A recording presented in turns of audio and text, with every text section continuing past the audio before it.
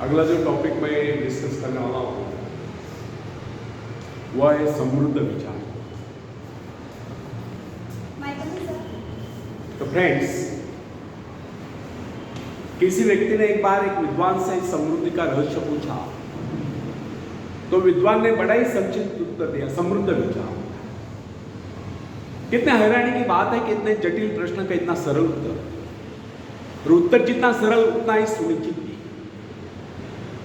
कितनी सरल और सुंदर बात है कि जिस व्यक्ति के विचार समृद्ध हो गए उसके परिवार में ही समृद्धि होगी। अब एक छोटा सा सवाल हम यहां उठाते हैं, क्या आप अपने भाग्य को बदलना चाहते हैं? यदि हाँ, तो क्या सड़े गले और रूढ़िवादी विचारों के चलते आप अपने भाग्य को बदल सकते हैं? इसका सटीक और संक्षिप्त उत्तर है नहीं। यदि हमें अपने भाग्य को बदलना है, उसे जगाना है, उसे चमकाना है, तो सबसे पहले हमें अपने विचारों को बदलना होगा। विचारों में जागृति लानी होगी, विचारों को रोशन करना होगा, तब कहीं इस प्रयास में हम सफलता प्राप्त कर सकते हैं। किसी भी आदर्श को क्रियात्मक रूप देने के लिए आवश्यक है कि आप उस आदर्श अथवा ध्येय को अपने व्यक्तित्व का हिस्सा बना लें। यदि आपका ध्येय अथवा आदर्श आपके साथ बना रहे तो इससे आपको प्रेरणा प्राप्त होती रहेगी। आपने देखा होगा कुछ प्रभु भक्त अपने इष्ट की मूर्ति या कोई चित्र सदैव अपने साथ रखते हैं। यह क्या है? यह अपने इष्ट की स्मृति सदैव अपने साथ बनाए रखने की प्रेरणा है। इसी प्रकार हमें भी अपने कर्तव्य एवं लक्ष्य का ध्यान सदा बनाए रखना चाहिए। अपने ध्यान को इधर उधर बिखरने से शक्तियों का ह्रास होता है। यदि आज से शीशे पर पड़ने वाले किरणें एक ही स्थान पर केंद्रित की जाए तो वे इतनी प्रभावशाली होती है कि उनसे आग पैदा हो सकती है, जबकि अव्यवस्थित बिखरी हुई अवस्था में वे किरणें इतने प्रभावशाली सिद्ध नहीं होती। इसका भी यही कारण है कि जब वे किरणें एक ही स्थान पर होते हैं तो उनके संपूर्ण शक्ति का लक्ष्य एक केंद्र बिंदु होता है। लक्ष्य साधन के लिए एकाग्रता बहुत आवश्यक है। इधर उधर के अनावश्यक कार्यों में लगकर व्यक्ति अपनी क्षमताओं को नष्ट कर देता है। यदि व्यक्ति का आदर्श स्पष्ट रूप से उसके सामने बना रहे तो इससे उसे प्रेरणा प्राप्त होती है। इसलिए समृद्ध बनने के लिए आवश्यक है कि हमारे मन में निरंतर समृद्ध बनने के विचार बने रहें। ये विचार हमें अपने आदर्श को और बढ़ने के लिए प्रेरित करते रहेंगे और सजग एवं जागरूक रहकर अपने आदर्श और लक्ष्य प्राप्ति के लिए प्रयत्नशील रहेंगे। सजग रहने से व्यक्ति का भी अवसर नहीं चुकता है। जिस कार्य की सदैव याद बनी रहती है, स्मृति बनी रहती है, जिसके विषय में व्यक्ति सोचता ही रहता है, उसको लेकर नए नए रास्ते भी उसके सामने आते रहते हैं। फ्रेंड्स, यह सृष्टि बड़ी ही विशाल और अनंत है। प्रकृति के भंडार असीमित है, उनकी कोई तुलना नहीं। और प्रकृति का, निसर्ग का ऐसा भी कोई नियम नहीं है कि उसके उस भंडार पर किसी एक का अधिकार है। उस पर सबका समान अधिकार है, लेकिन उसे पाने के दावेदार सभी नहीं। उसे पाने के दावेदार वही लोग हैं जो उत्साही हैं, जिनमें हिम्मत है, हौसला है, जो आत्मविश्वास है, जिनमें कुछ नया करने की क्षमता है।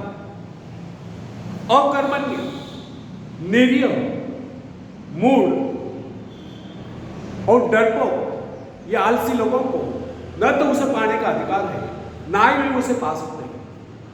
यह तो उसे मिलेगी जिसने अपने भीतर शक्ति को जान लिया। फ्रेंड्स, यदि आप इस सृष्टि का अध्ययन करेंगे तो आपको पता चलेगा कि यह सृष्टि शक्ति के सूक्ष्म सूत्रों में बंधी है। इस प्रकार धीरे धीरे आप अपने हृदय की महान शक्ति की उपस्थिति को समझने लगेंगे। अभाव आपको कभी हताश न कर सकेंगे। वे आपको अपने अंधकारपूर्ण जाल में फंसाने में समर्थ न होंगे। हमारी संस्कृति का संदेश भी यही है कि आप अपने व्यक्तिगत चेतना को जितना विस्तृत करेंगे, अपने आप में महान स्फूर्ति का अनुभव करते जाएंगे। पर ब्रह्म के साथ तादात्म्य स्थापित करने वाली स्फूर्तिदायक चेतना ही वास्तव में सुख है, और इस चेतना के क्षीण होने का नाम ही दुख है। यदि सुख सृष्टि से एकाकार होने से उत्पन्न होता है तो दुख सृष्टि से विच्छिन्न एवं विलग होने से उत्पन्न होता है। जो व्यक्ति अपने आप को सृष्टि की इस विशाल चेतना का अंश मानकर नहीं चलता, उसे ऐसा प्रतीत होता है कि वह संसार में अकेला है, अनंत अस्तित्वपूर्ण समुद्र में भटकते हुए एक इकाई है। अकेलेपन का यह एहसास व्यक्ति को असहाय और बेसहारा बना देता है। वो अपने अस्तित्व को क्षुद्र बना समझता है, वो अपने आप को नितांत असहाय अनुभव करता है। इस प्रकार की परिस्थिति में ही दुख का जन्म होता है। जब जब भी व्यक्ति अपने आप को सृष्टि से अलग कर लेता है, तब तब वो दुख उठाता है। वो स्वयं को अकेला महसूस करके भयभीत होता रहता है, और होगा भी क्यों नहीं। सृष्टि से नाता तोड़कर उसने स्वयं को अकेला जो कर लिया। इसके विपरीत जिस व्यक्ति ने सृष्टि से अपना संबंध जोड़ रखा है और तारतम्य बनाया हुआ है, वह स्वयं को कभी अकेला नहीं समझता। उसे ऐसा अनुभव होता है कि प्रकृति निसर्ग उसका सहयोग करे। वो अपने आप को समृद्ध अनुभव करता है, क्योंकि प्रकृति के प्रति उसका दृष्टिकोण मित्र भाव का होता है। वो विराट सत्ता का एक अंश दिखाई देता है। यही भाव व्यक्ति में शक्ति और आत्मविश्वास पैदा करते हैं। आत्मविश्वास क्या है? अपने भीतर मौजूद शक्ति का एहसास ही आत्मविश्वास है। जो व्यक्ति अपने आप को सृष्टि से अलग कर लेता है, वह आत्मविश्वास से रहित होता है। उसे प्रकृति के प्रति कभी स्नेह नहीं होता है। वो प्राकृतिक प्रक्रिया को अपरिचित और अपने प्रति षड्यंत्र मानता है। ऐसी स्थिति में प्रकृति के अनंत धन स्रोत, अनुपम सौंदर्य एवं समाप्त न होने वाले खजाने उसके लिए नहीं रह जाते। जिसे स्वयं पर विश्वास नहीं होता, वो किसी पर भी विश्वास नहीं करता। उसे ऐसा लगता है कि सब उसके दुश्मन हैं, सब उसका अहित चाहते हैं। अब आप ही बताएं कि ऐसा व्यक्ति अपने आप को समृद्ध तो कैसे अनुभव कर सकता है, जिसका अकेलापन और अविश्वास उसमें हीन भावनाएं पैदा कर देते हैं। ऐसा व्यक्ति कभी भी अपने भाग्य का निर्माण नहीं कर सकता। फ्रेंड्स, प्राय लोग ऐसे कहते सुने जाते हैं कि संसार की रचना इस प्रकार हुई है कि यहाँ केवल कुछ लोग ही धनी और समृद्ध रह सकते हैं। शेष लोगों को अनिवार्य रूप से साधनहीन, निर्धन और दूसरों का मोहताज रहना पड़ता है। उनके विचारों में सृष्टि में सुख समृद्धि के साधन सीमित होने के कारण सभी लोग समृद्ध नहीं रह सकते। उनका यह कहना है कि यह संसार एक प्रतिद्वंदिता है, स्पर्धा है, और जो उसमें सफल हो जाता है वही सुख का उपभोग कर सकता है। शेष लोगों के भाग्य में दुख और कष्ट लिखे। परंतु हमारा यह कहना है कि इन लोगों के ऐसे विचार अनुभवहीनता और अज्ञानता के कारण है। प्रकृति ने तो अपने भंडार सभी के लिए खोल रखे। आप ऐसा क्यों सोचते कि आप भाग्यहीन हैं और भाग्यहीन ही रहोगे? इस प्रकार की मिथ्या धारणा का आधार यह हुआ, जब प्रभु ने इस सृष्टि की रचना की तो मनुष्य के लिए इतने साधन नहीं जुटा, परंतु ऐसा सोचना कदापि उचित नहीं। वस्तुतः प्रभु ने इस सृष्टि को अत्यंत संपन्न और सब प्रकार से पूर्ण बनाया है। मनुष्य की आवश्यकताओं की पूर्ति के सभी पदार्थ इस धरती पर उपलब्ध है।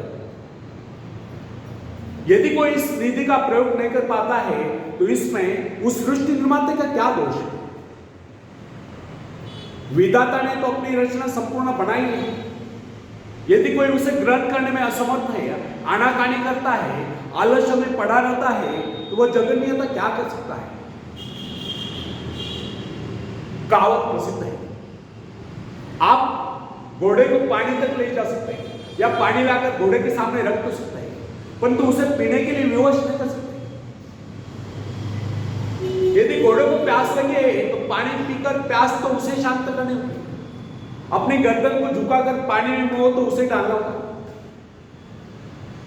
प्रकृति को दोषी ठहराने में और वास्तविकता में कितनी भिन्नता, इसकी एक बात, एक उदाहरण याद रखिए। अन्न जीवन की सबसे आवश्यक वस्तु है। शरीर रूपी भट्टी के लिए वो ईंधन का काम करता है।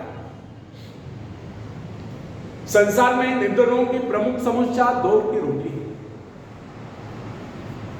कुछ लोगों का यह कहना है कि अन्न की कमी है, क्योंकि धरती उतनी उपजाऊ नहीं, खेती के लिए इतने साधन नहीं है।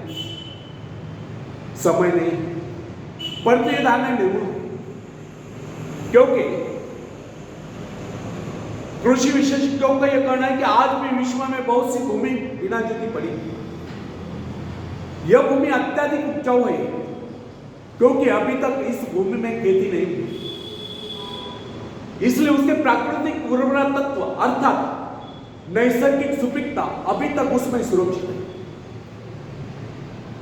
इन कृषि विशेषज्ञों का तो यह भी कहना है, अगर इस सारी भूमि का सही ढंग से उपयोग किया जाए तो अन्न की कुल उपज 2 गुना नहीं तो कम से कम 1.5 गुना अवश्य हो जाए।